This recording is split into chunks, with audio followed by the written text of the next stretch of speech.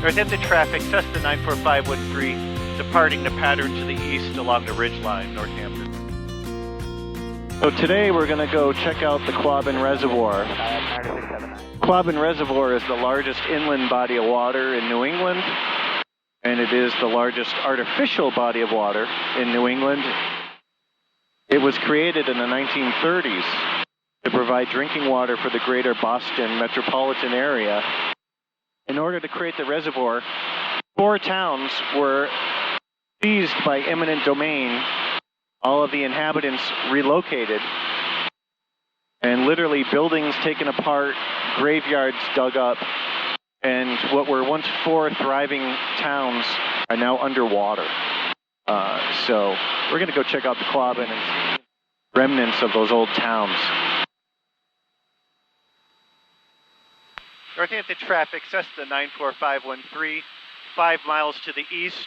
I'm going to be maneuvering over the Quabbin Reservoir, Northampton. All right, so we're coming up on parts of the Quabbin Reservoir. There are really 2 fingers, but right here at the southernmost point of the reservoir was the town of Enfield, Massachusetts. Not to be confused with Enfield, Connecticut. But Enfield, Massachusetts, again, is a disincorporated town. It does not exist. And most of the former town, the foundations of the buildings are underwater. And it was located right where this main body of water is in front of me. And what we're going to do is turn up the west fork of the Quabbin. So this fork, primarily the southern part, was the town of Enfield. The northernmost part here really wasn't any flooded town, just parts of existing towns that are underwater. Today, this peninsula that separates the 2 forks is part of New Salem, Massachusetts, named after, of course, Salem, Massachusetts, where the witch trials were, but this is New Salem. But again, up here, no towns have disappeared, just portions of previously existing towns and still existing towns are underwater. It's really on the east fork that's much larger that other villages and towns are buried, or flooded, I should say. All of these islands that you see here were just hilltops. You can't even call them mountaintops, just hilltops. Little turbulence. Again, we're passing over the northern part of the former town of Enfield, Mass. And here we're going over the heart of the Quabbin.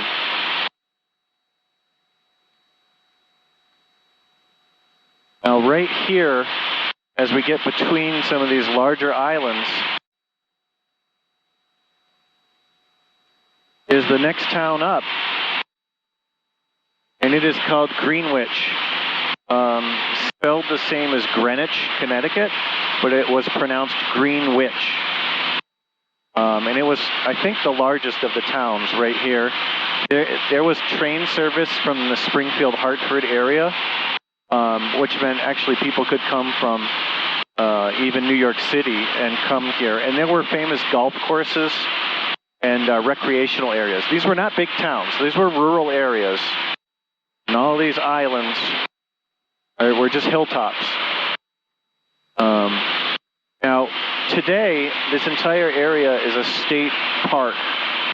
You can go as visitors, and you can even do boating on this body of water, although they're very restrictive over...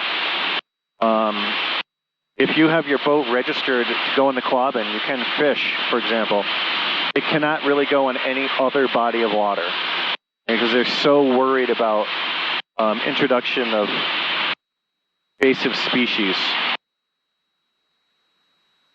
So if you want to register your boat to come fishing here, you can do it, but you can't take that boat on any other body of water. You can also rent kayaks at various locations, but you cannot bring your own kayak. You have to rent one. Again, they're so worried about invasive species. As we come up to the most northern portion, we're kind of passing So Hampshire County is on my left or to the west. Worcester County is to the right or to the east. I'm traveling almost due north. And above us, or north of us, is Franklin County. So this is the confluence of three counties: Worcester County, Hampshire County, Franklin County. And you can see just how huge this body of water is. It kind of spreads out and meanders, so it's not a big round or oval body of water. It's more like fingers, like Finger Lakes, kind of. And because of all the islands, there's little inlets. And I'm not a fisherman, but if you are, my understanding is as you go in these different nooks and crannies, you can find some really interesting fish. So up here, in the more northern portion, is the former town of Prescott, the third of the four disincorporated towns. If you lived in one of these towns, you did get paid. It was eminent domain, so the government gave you market value for your property, but you had no choice. You were vacated. You were out of there, and they would get as much property you own out, because whatever's left behind is being dismantled. Houses were dismantled. Most stone structures were left in place. What's interesting is you can still find roads that disappear into the water. And so here I am doing a 180-degree kind of a standard rate turn over the former town of Prescott. You can see the water extends pretty far north. Now off to my left or to the east, now that I'm turning towards the south, is a little side kind of wing of the Quabbin. I'm going to go over there. And the fourth town that was disincorporated, and it was the only town in Worcester County, and it is the town of Dana. And what's interesting here is the town of Dana was not completely flooded, but it was evacuated. And so you can still go for hikes and go to the old town center of Dana, and the roads are still there, and you can find the foundations of houses. The houses themselves are gone, but you can see where the old town village was. Dana was more of a village than a full-size town.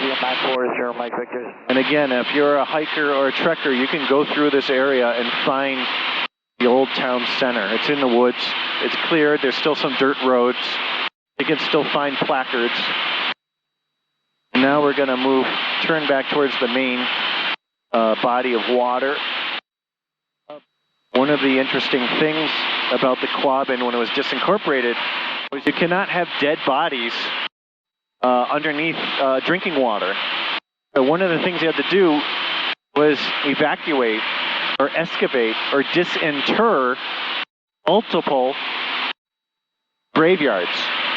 And the bodies, the coffins, were taken out of the ground.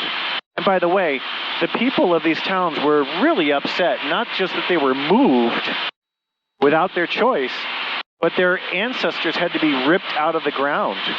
And they're buried in a cemetery that I can actually see from here, just slightly southwest of the reservoir, in what's called the Quabbin Cemetery. So I'm kind of passing over Greenwich and heading towards Enfield, and straight ahead of me, there is a little tower, a lookout that you can walk to. In fact, you can drive there, I believe. And it's called the Enfield Lookout because it's located in the former town of Enfield, Massachusetts. And from that little tower lookout, you get some great views of this area. So this is some of the most rural and wilderness-rich area in Massachusetts. And you will find animals that might not be real common in the rest of New England or southern New England. So a lot of bear, a lot of coyote, although you see them everywhere. A lot of deer, which you also see everywhere. You find beaver. You sometimes find moose. You do find bobcats. And although the state officially denies it, there are sightings of mountain lions, also called elsewhere the puma. Okay, two dams.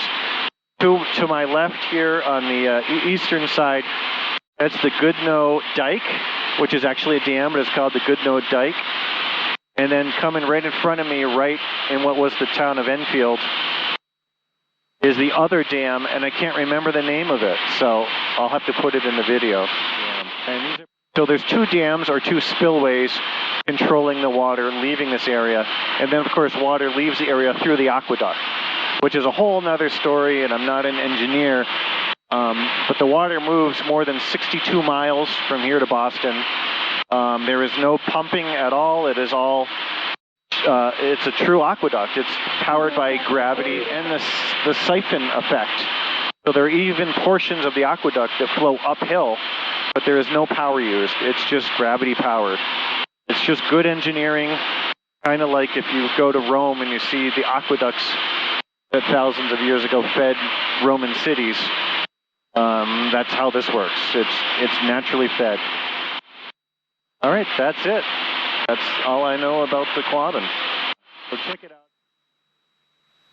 Northampton traffic, Cessna 94513, 5 miles to the east along the ridge line inbound, Northampton.